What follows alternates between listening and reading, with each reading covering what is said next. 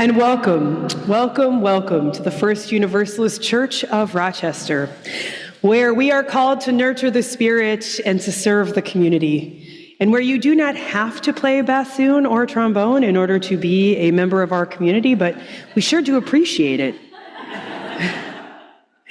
It is my privilege and my pleasure to welcome you here this morning. And so if you are here for the first, second, or third time, please do fill out the visitors form that is on the back of your order of service, or by clicking the link in the chat if you're joining us online. We'd love to get to know you and welcome you beyond just what we can offer you here this morning in our worship space. Please remain after service for coffee and for fellowship and connection with us. We really love to have folks stick around.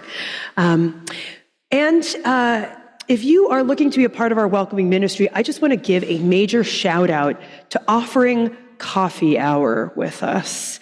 If you are interested in offering coffee hour, partnering with others is encouraged. Please don't ever do it alone. But it is an essential and important part of our welcoming ministry. So if you would like to do that, you can contact MJ Curry, who was back today from being away for the last month. So welcome back.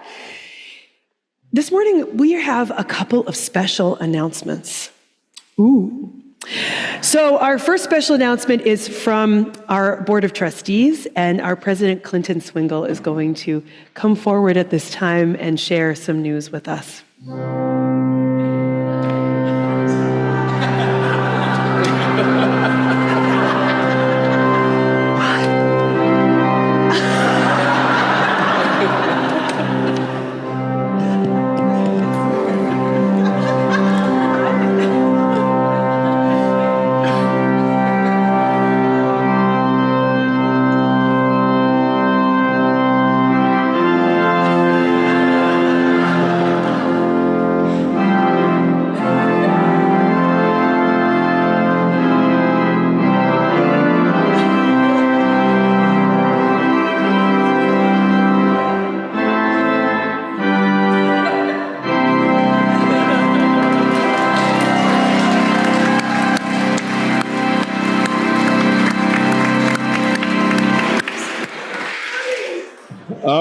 Good morning. I'm going to speak into this microphone because I want everybody to hear this. So we have a lot going on today, so I'm going to try to be brief. I'm Clinton Swingle. I am the president of our congregation, and I am also the lead of the search team. I tried to get the rest of our search team to come up here with me, but they said, no way are we going up there. So, but know that this is from all of us, not just from me. So choosing a new minister is a huge responsibility. It needs a lot of wisdom, a lot of discernment, and a lot of time. It requires that we hold all of you. We hold all of your hopes that you expressed in our 5 listening sessions. I got so many emails from you about your hopes for our church and our next minister. And at the same time, so we're holding all of that's important. What needs to happen in our church right now, we have to hold that. While holding the legacy of our church, what has happened in the past, all the people that have contributed and built this place so that when you got here, there was some place for you to come. They all come with us. And along with what's best for our church's future and all the people that are going to come in here in the future that we're going to need this place. So we are holding a lot of stuff as we went through all this. So on behalf of the search team and the Board of Trustees, with great joy, I am glad to announce that Reverend Eileen Casey-Campbell will be the next minister of our church.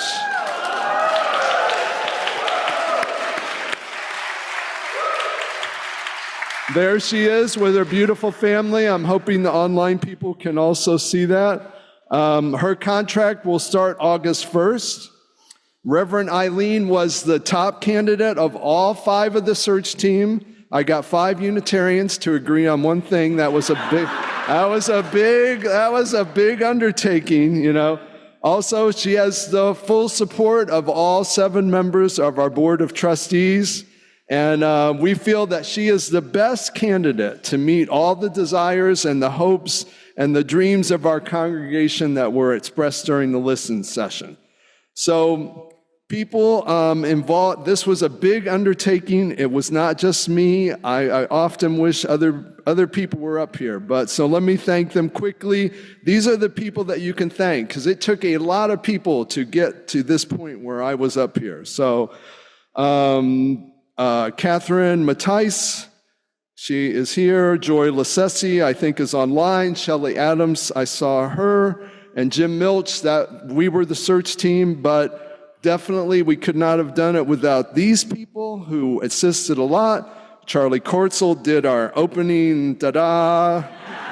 And he also did a listening session, which is more da-da than the organ was. Michael Scott, Bridget Watts, Heather Jones, Brian Moomey, Connie Volk, Reverend Michelle, Reverend Lane-Mairead, Emma Berry, and Howard Spindler. I will not take the time to go through all of Reverend Eileen's great qualities. She is familiar to a lot of people here today. At noon today, probably by the time most of you get home, there will be an email in your email box that will have the links for Reverend Eileen Casey-Campbell's webpage. Also a link to some sermons that she's preached here in our church. With these, you'll be able to learn a lot more about our new ministers, so be looking for that. If you have questions or anything, just get a hold of the board or the search team. There's emails for them. And so this is a big celebration, and that's our big announcement. Thank you.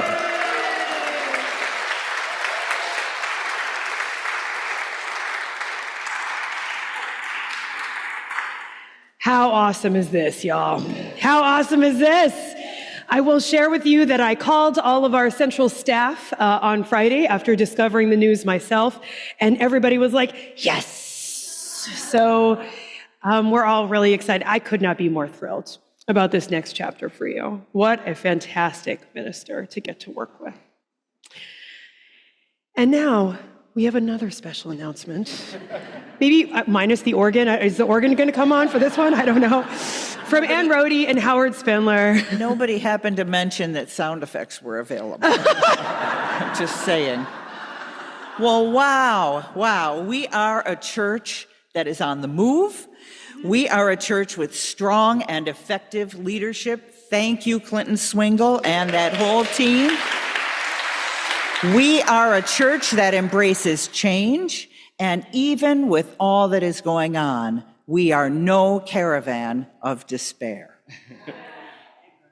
Our stewardship themes are often based on hymns that we love, and this year's theme, Come, Come, Whoever You Are, is no exception. But I wonder how many of you know the full text of the poem upon which this hymn is based, because the part that's omitted in the hymn may be the most UU part of all. Here's the full text.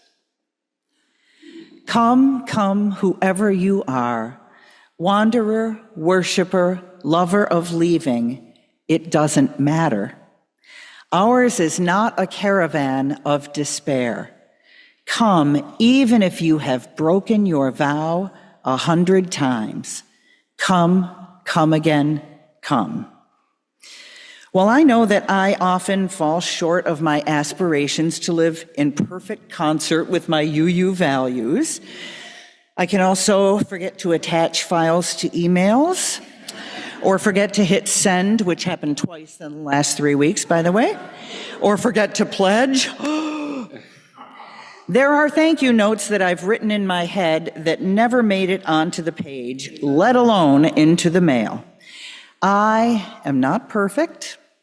And guess what? It doesn't matter. I am loved here and held in a larger love, and so are all of you. And that's what we have here together. Love, acceptance, and celebration exactly as we are. That's why we said yes to serving as this year's stewardship co-chairs. That's why Patty Goodwin, Eileen Fernandez, Steve Farrington, and Adam Durand all said yes when we asked them to give their testimonials. And thank you again. That's why Marcy Klein continues to work to produce, these wonderful brochures year after year. That's why the folks who baked pies for coffee hour today said yes. And that's why so many of us have said yes to pledging to First Universalist. If you have pledged already, thank you. If you haven't, now is the time to say yes. We have pledge cards here today, lots of them, and we'll have them during coffee and pie hour. You can pledge online at UURoc.org at any time. So you online folks, you can get these pledges in today as well. Please do. We are still working to get to 100 pledges, and unfortunately, it's hard to tally that in real time, but we think we're somewhere in the ballpark of halfway there. So we've got a long way to go. Especially if you haven't pledged before, please pledge this year, as we have now 38 members who have agreed to pay an extra $100 to the church if we get to 100 pledges. That's a lot of money to add to the church's budget. Many, many thanks to all who have continued to show up in love and support for the church, for each other, and for us. See you at coffee hour for our traditional Stewardship Sunday pie celebration, where we eat pie in honor of the big piece of the pie chart represented by your pledges. Thank you. Thank you both. Thank you. Thank you so much. Now, this is a place of welcome. It is a place of connection.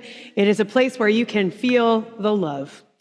And so before we take a moment to get to share some of that love with our neighbors and to get to greet one another here in this space, I want to invite you to turn towards Hope or to turn towards our Progress Pride flag right here in the back and to offer a wave to welcome our online folks who were joining us this morning.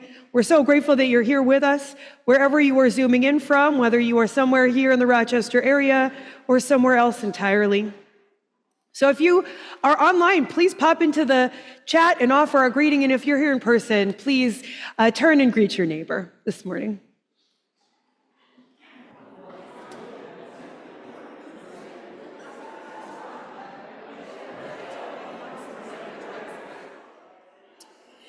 Come, come, whoever you are, wanderer, worshiper, lover of leaving. Ours is no caravan of despair.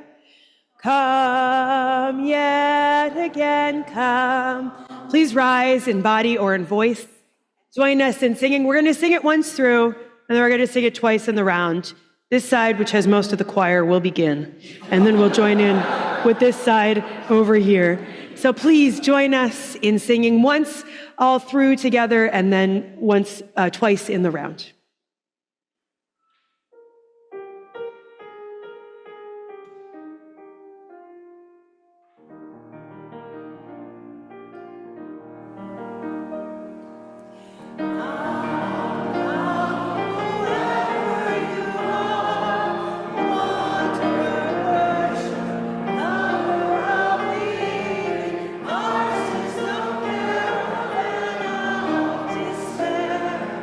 Come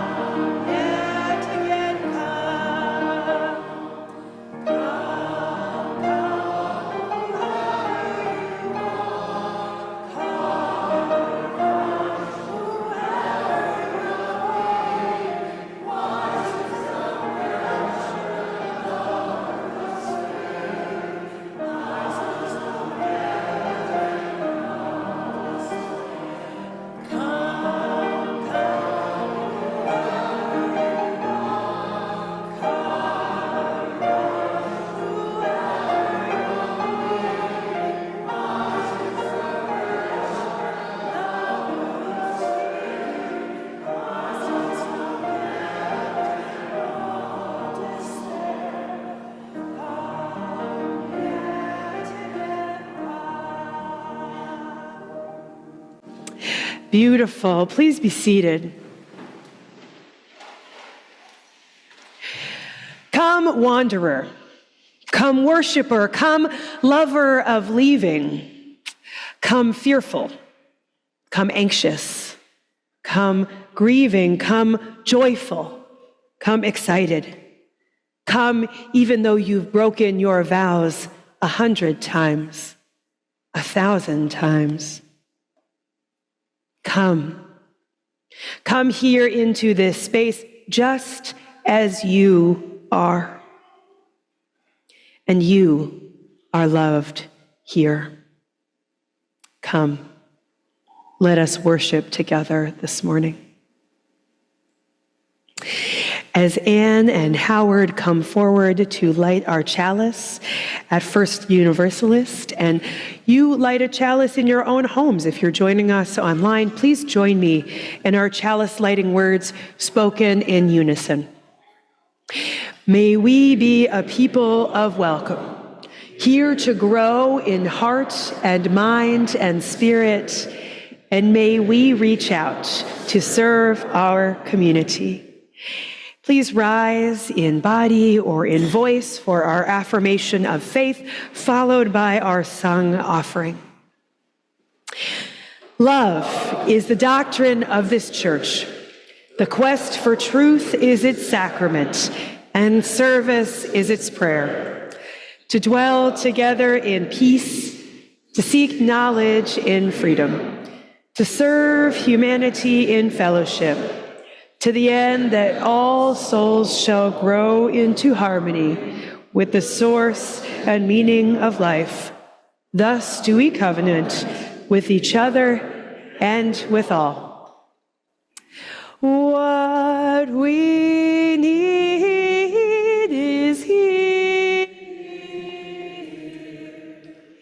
What we need is here. What we need is here. What we need is here.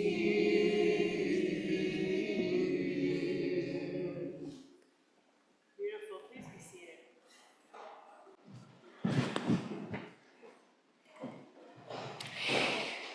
A reminder this morning of the abundance in this place, that what we need is here, and what we continue to invite into this space creates what we need.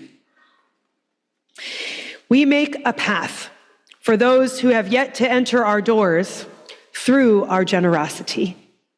By giving today, you ensure a tomorrow for First Universalist. You ensure that a community remains for those seeking safe harbor in these times, for those who have been coming here for many years, for those generations of people seeking a religious and spiritual community yet to come, with love at the center always. Please place your offering in the offering basket or give online by scanning the QR code on the back of your order of service. And if you're joining online, please click the link in the chat to give. Thank you for your generosity. This morning's offering will now be received in deep, deep gratitude. Thank you. Before we sing the offertory piece, I think you'll realize these beautiful words are perfect for today, and they're by our very own Richard Gilbert.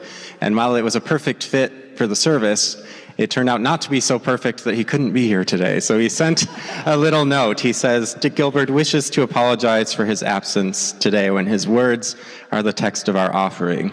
He's out of town on family business that could not be rescheduled, and Joyce is standing in for him this morning. Thank you, Joyce. And they say, by the way, they have already pledged, nudge, nudge. So that's not from me, that's from Dick.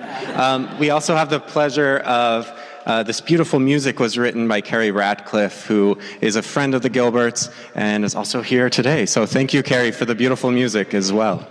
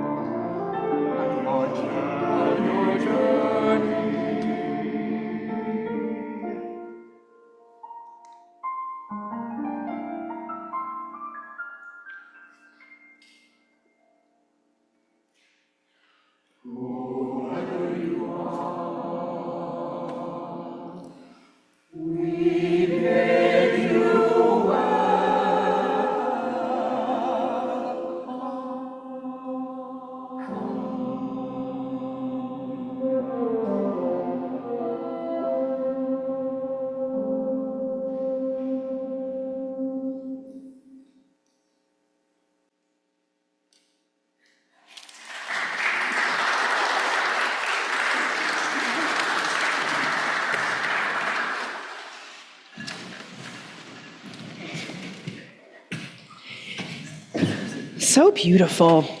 How often do you have the person who wrote the music in the congregation? How often do you have the composer in the congregation? I mean, this is amazing. We're so lucky. As some of you may know from your own background, this is typically seen in the Christian lectionary time called Palm Sunday, this Sunday, which I will be talking about in a little bit. But as typical Unitarian Universalists, I'm here this morning to tell you a story from the Buddhist tradition, because that's how we do it. So this story is called Supriya's Bowl. Hard times starve people's spirits as well as their bodies. So it was once, when the Buddha lived and a famine struck the land, the rains failed and the heat of the sun withered the harvest in the field. All around, the cries of pain and hunger could be heard. In the midst of the misery, some people grew greedy and selfish. The Buddha's followers came to him bringing stories of sadness and shame. One merchant in a town attacked another, said one, and all for a bag of grain. I heard of someone who sold their last goat to buy some flour. On the way home, they were attacked by robbers and the flour was stolen, said another. Saddest of all, Lord Buddha, said a third, are the stories of children dying of hunger on the poor side of town because the wealthy have hoarded all the grain and milk and sugar. Call all the people together, the Buddha said. Let us see what we can do to help. So the Buddha's followers called a big meeting. Hundreds of people came, rich and poor, well-fed and starving. Out of respect for the Buddha, they came to hear his words. The Buddha said, "Citizens of this fair land, surely there is enough food in the storehouses of the wealthy to feed everyone. If the rich share what they have in the lean season, then you will all survive to enjoy the benefits of the next good harvest." The poor and hungry looked hopefully at the Buddha's words, but the rich people grumbled. "My granary is empty," lied one. "The poor are lazy. Let them work for me, then they can use the money to buy food I have stored," said another. "There are too many poor people," said a third. "Let them go somewhere else." The Buddha sighed when his eyes fell upon the people of hearts with stone. "Is there no one here," he asked finally, "who will take on the job of helping to feed the poor and homeless in these hard times?" There was silence. Then a small voice piped up. I thought maybe she'd say something at this point. Well, we know it. We've heard it. "I will, Lord Buddha." Out of the crowd stepped a child, no more than 6 or 7 years old, a merchant's child, dressed in fine silk. "My name is Supriya," said the child, "and I have a bowl to fill with food for the hungry. When can I begin?" The Buddha smiled. "Small child," he said, "your heart is filled with love, but will you do this alone?" Supriya replied, "Not alone, Lord Buddha, but with your help. I'll take this bowl from house to house and ask for food for the poor. I will not be refused. I know it." looking at the child with earnest face and shining eyes. Even the most selfish among those present grew ashamed. "I have a little grain in my storehouse," mumbled one. "I have some pickled mango from summer's harvest," said another. "My father was poor once. I'm ashamed to have forgotten," muttered a third. Then Cypria took the bowl and went every day from house to house in the rich part of town. Wherever Cypria went, little by little, the bowl got filled. Sometimes an old grandmother would fill it with rice. Sometimes children would give up their sweets for the day. There it is. Often, others would join Cypria with their bowls and help take the food to the people who needed it. And sometimes, it is said, when Cypria was tired of walking, the young child would rest in the shade of the banyan tree. Cypria would awake to find the bowl had magically filled itself. "Now," said Cypria, "the hungry will eat, and the people of this town will take care of each other." And so they did. Therein ends our tale for this morning, but we know that this is a story that this congregation takes seriously on the second Sunday of every month as we give to the Nestor Street Food Cupboard. We have some food up here already. However, if folks have some more food in your seats that you'd like to bring forward at this time, we'd love to welcome you to do that. And if our ushers and greeters can help get some of this food up here, we'd love to have our stores filled, our bowls filled.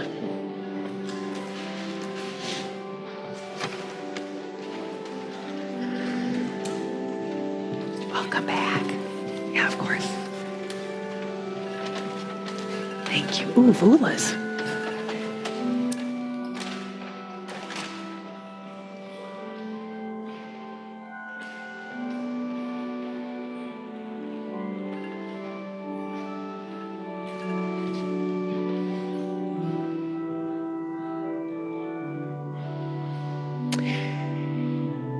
For all you have given, thank you.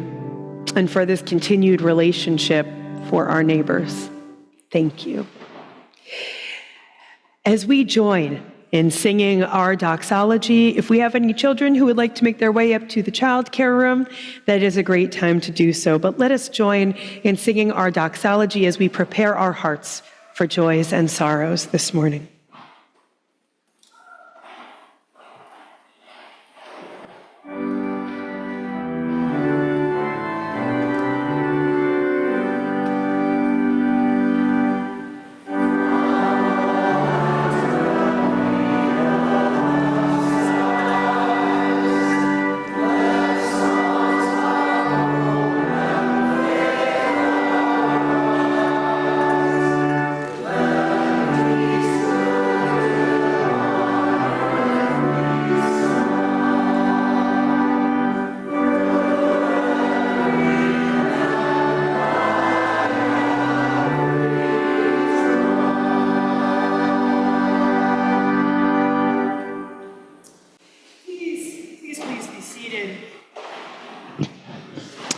Please be seated as we enter into this time, this reverent time of sharing the joys and the sorrows of our gathered community. If you would like to, wherever you're joining our service from, if you want to place a hand over your heart, we will connect heart to heart in this time period and listen from this heart-centered place.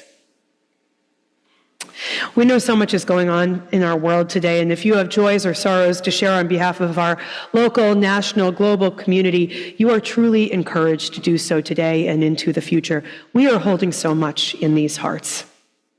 So as Katie Forbush places stones into a bowl, I will read aloud the joys and the sorrows of our gathered community. If you're joining us online, please type them into the chat, and I will read your joys or sorrows aloud. So we share a joy from Jean Ott. So joyful that the sun is shining today. And we sure have a lot to be joyful in that. A joy from Richard Reed, who attended the 50th anniversary concert of Madrigalia at Asbury Church last night, and it was a fantastic concert presentation. We share a joy today that is Jeff Swing's birthday. Happy birthday, Jeff! Woohoo! We won't ask what year it is. Unless you want to share. No shame. Oh, we share a sorrow today from Marty Eggers that the visas of some international students at the U of R, at the University of Rochester, and Rochester Institute of Technology have been pulled, and that some are required to leave the United States in 7 days. So we are holding that this is happening here in Rochester now. Thank you for helping us to remember this on a Sunday morning, Marty. Our hearts are heavy with this news. We share a sorrow this morning that Kelly and Michael Scott learned that Kelly has stage 2 breast cancer. They plan to keep everyone posted. P.S. We have told our daughters. So thinking of you, Michael and Kelly, in these times. Wishing you well in that process. We share a sorrow also this morning from Reverend Michelle Yates, our Minister of Lifespan Faith Development, as we join our hearts with Reverend Michelle and her husband Mike and the whole Yates family as they are at the bedside of her father-in-law, Mike's father, who entered hospice care this weekend. So we are holding all who knew and loved her father-in-law in our hearts, and of course holding Reverend Michelle and her family. Mike's mother died, I believe, like last fall, and so this has just been a really tough season for them. So holding them in this time. Today we will share in a community ritual to honor the many joys and sorrows we bring into this space, whether read aloud or kept in the silent sanctuaries of our hearts. In a moment, those here in person are invited to come forward to drop stones into one of these 2 bowls. And if you need to remain seated, please raise your hand or give a nod, and Kitty Forbush can come to you with a bowl to drop stones in. If you are joining us online, please use your reactions button to indicate a heart or place a heart in the chat. Let us join in this collective ritual of honoring our joys and sorrows together. Please come forward to place stones into the bowl.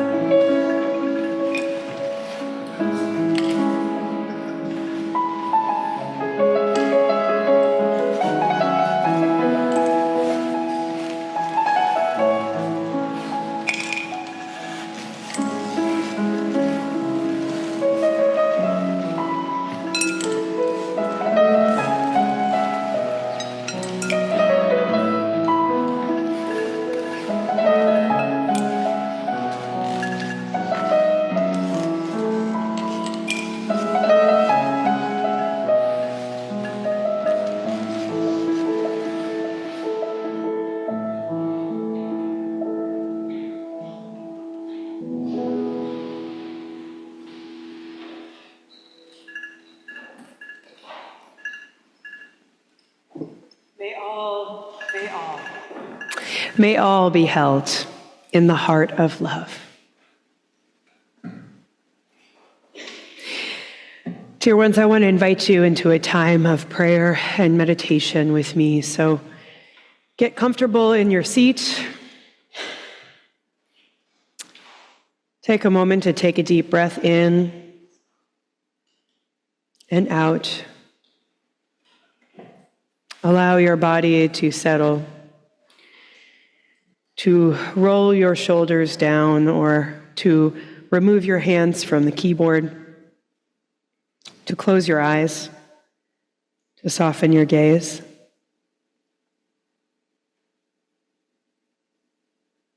Let's take another breath here as we settle in.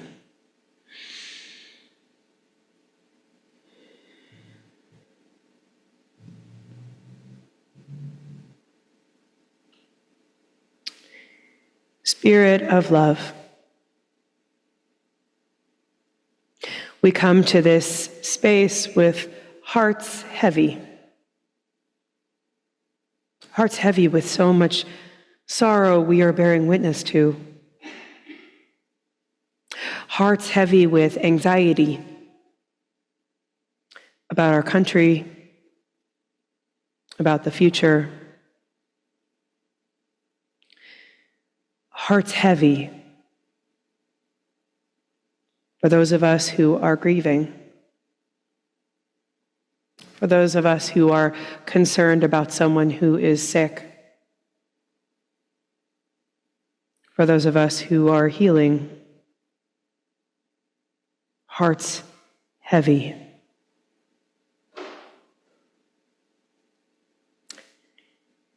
Spirit of love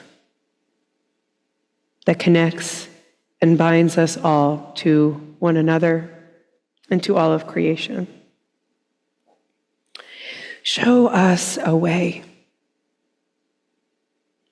Show us a way through these times where joy can be found, savored, and delighted in. Show us a way through gratitude and generosity to continue to navigate these times. Help our heavy hearts not to harden. Help our heavy hearts know when it is time to be open and when we must take a pause because we are no longer bearing witness.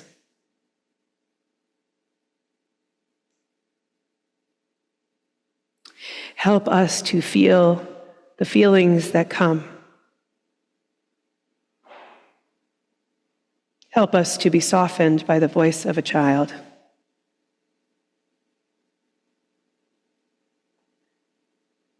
By the beauty of human community, by the wonder of the natural world, by the sun beginning to appear again. Help us to be softened.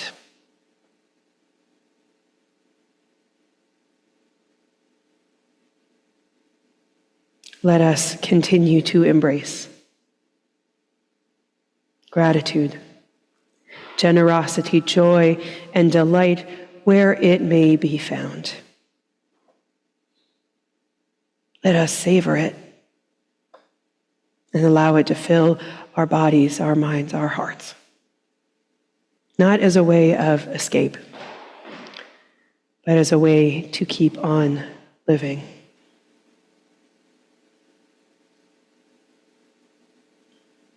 Help us to lighten our heavy hearts and keep them soft in these times. Amen. Blessed be, and may it be so.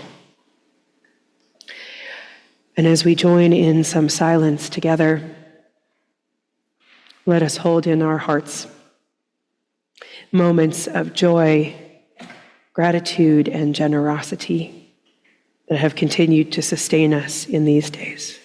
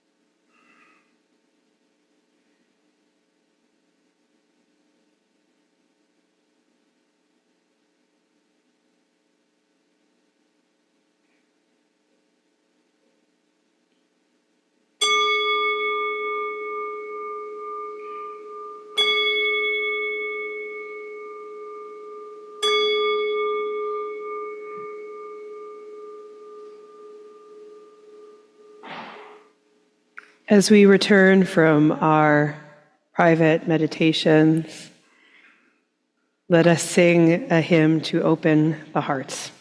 I Know This Rose will open number 396. Let's sing it twice through. Pray.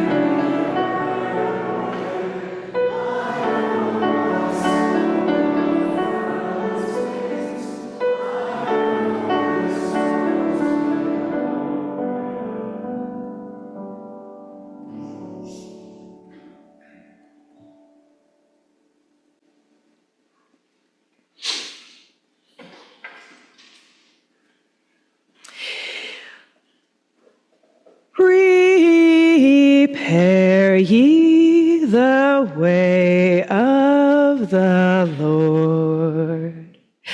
Prepare ye the way of the Lord. If we were in a different church this morning, which I don't know why I keep referring to a different church, but this might be the song that you were hearing at the beginning of today. And the story that is told is a story of a man, a prophet, entering a city, Jerusalem, riding on a donkey, surrounded by his followers. Jesus of Nazareth is greeted there with palms laid at his feet. This humble steed he rides on, this donkey, in his time, most leaders would have had the grandiosity to ride a horse. But not Jesus. He is a leader of the people. Jesus comes into Jerusalem with hearty applause, cheers, and some skeptical people wondering, "Who are you?" Jesus answers, "Who do you say I am?" In typical Jesus fashion, he answers with a riddle, with a question. In the story, he is welcomed with open arms at the beginning of the week of Passover. A week beginning just last night in our day, where he will invite those who have been following him and those who love him to sit around him at the Seder table, a table of welcome. He will sit with those who have betrayed him to the government. He will sit with those who are responsible for his death. He will wash all of their feet humbly. But don't let me get too far ahead in the story.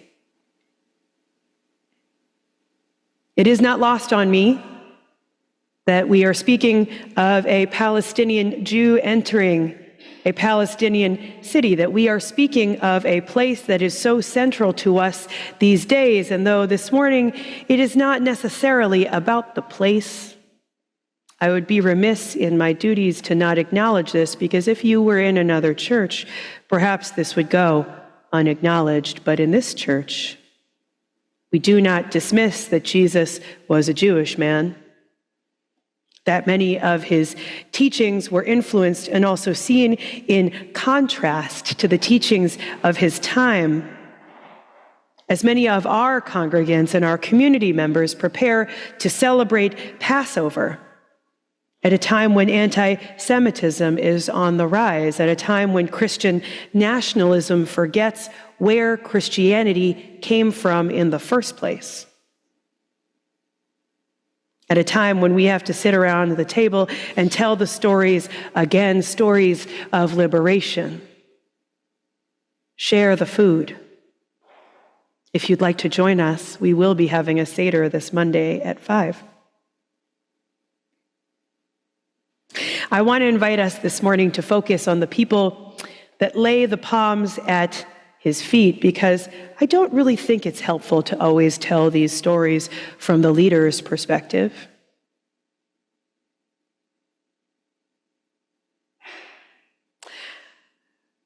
I don't always think it's helpful to tell the story from just the leader's perspective in Unitarian Universalism, especially. But I share this story with you all on a Sunday morning, after we have found out who a new leader will be here, who you will be partnering with, who you will be collaborating with, who is not always the face of this place, but whom you are hiring to come here and lead. What does it look like to make a way? What does it look like to be authentically laying the palms? As we know in the story of Jesus of Nazareth, he was welcomed to the city of Jerusalem. However, the rest of the week did not go as well as it began. What does it look like to welcome a new leader? What does it look like to do so authentically? I believe it begins with acknowledging what our own relationship is to leadership.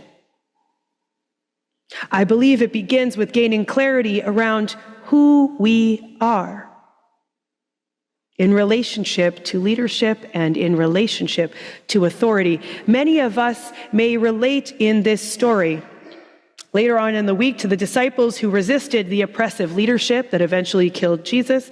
We may ourselves relate to those who push back against oppressive leadership in our nation, against oppressive leadership the world over. We are people who are outspoken. And yet we also know that there are healthy ways to lead. We know that there are healthy ways to be in relationship to leadership. I will tell you that no one goes into Unitarian Universalist ministry to become a dictator. Or perhaps you've gone into the wrong field. Perhaps some presidents do. But no one really goes into parish ministry to lead in that way.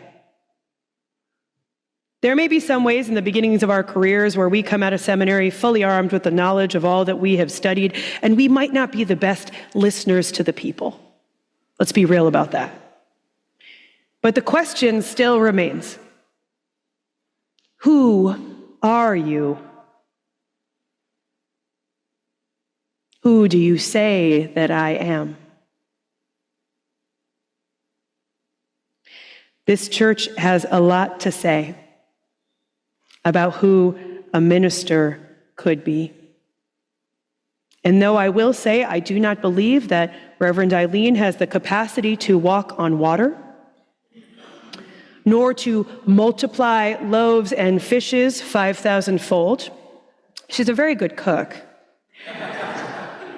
We know anyway that the story of the loaves and fishes was the work of the people. It was people baking that bread. It was folks catching those fish. I do believe that Reverend Eileen is here to help us. I do believe she wants the best for this community. Prepare a way for welcome, for inclusion, for welcoming the stranger. Beloved, this church has been focusing a lot on welcome this year. And if you are here for the first or second time this morning, I hope you are feeling it.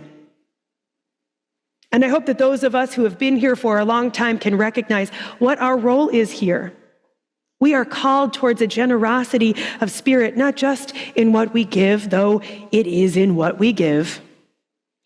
We are called here to be stewards of this community, to be generous with one another, to remember that we are all here in service to creating a community that is open and that is welcoming, that can be home. We are all here in service to a deeper theology of Unitarian Universalism, acknowledging that with this high view of humanity and collective human community also comes a responsibility to be a steward of this community, to participate, to be active here, to help to pave the way. I sit with gratitude this morning for the work of the many folks here who have made and continue to make this place possible. I sit with gratitude for the people of Jerusalem who originally laid out the path for a welcome, though perhaps they did not do it perfectly in the end. The intentions were good at the beginning for the most part. I sit with gratitude for the many generations of people that have prepared the way, that have come after, that have prepared the way for new generations to come through and to join this congregation, that have each Sunday shown up in welcome, in love. We have continued to say, "Come, come, whoever you are." Those who have given and given generously, those who gave in life as well as after their lives have ended. Without these many generations of people, there would be no us here. There would be no minister here. There would be no incredible staff. This building would have turned into perhaps a corporate headquarters or a church for a different denomination, and it would not be the safe place it is. For those of us coming here in these times, seeking community with spiritual, like-minded, like-hearted people, room was made for us. We are welcome here, though we have broken our vows 1,000 times. I like to think that this line also applies to this story, to the people of Jerusalem, that perhaps they had come here with the intention, or that they were there with the intention of welcoming, with the intention of making a way, and yet perhaps they lost their way. Perhaps some set with self-righteousness, believing that they were correct. Perhaps some sat with doubts, questions, regrets, though they had broken their vows 1,000 times, vows to be caring to one another, vows to be loving, vows to be welcoming, vows to be honest, vows to be authentic. It is my hope that they could meet one another with grace, to be able to speak to one another honestly, that people weren't having to sit with regrets or questions or wondering on their own. It is my hope that they found community together like we have found community here.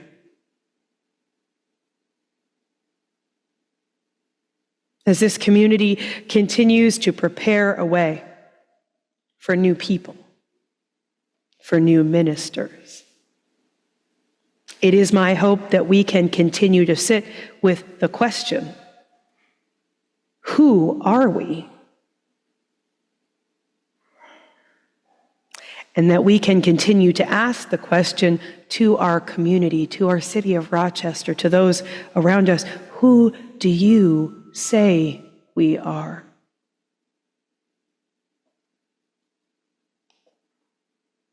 May our generosity today and in the days to come speak volumes about who we are. Amen. Blessed be, and may it be so.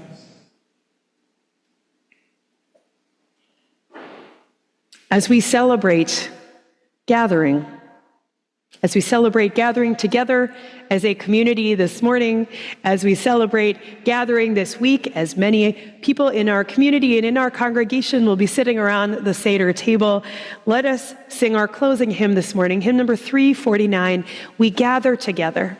Please rise in body or in voice and join us in singing.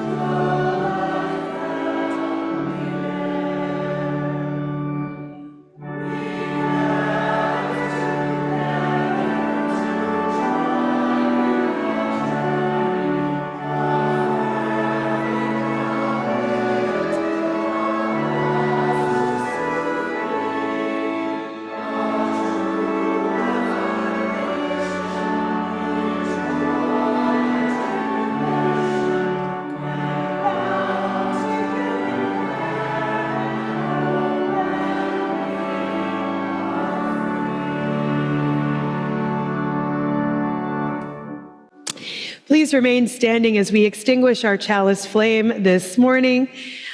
As Kitty comes forward to extinguish, let us read together the words printed on the screen. We extinguish this flame, but we keep its light in our hearts with its message of love and justice, taking it outside these walls to the world we live in until we are together again. And I'll invite you again to place a hand over your heart wherever you are, to get into this heart-centered, heart-based place. And if you're joining us online, please turn on your camera, turn your view to gallery view so we can see you and be with you in this moment so you can see one another. Dear ones, take a moment to look around this room at who is here with you. Who is gathering with you today? Who is preparing a way? Who continues to be generous here with you to make a way for us? It's good to see you, Johara, this morning. We miss you.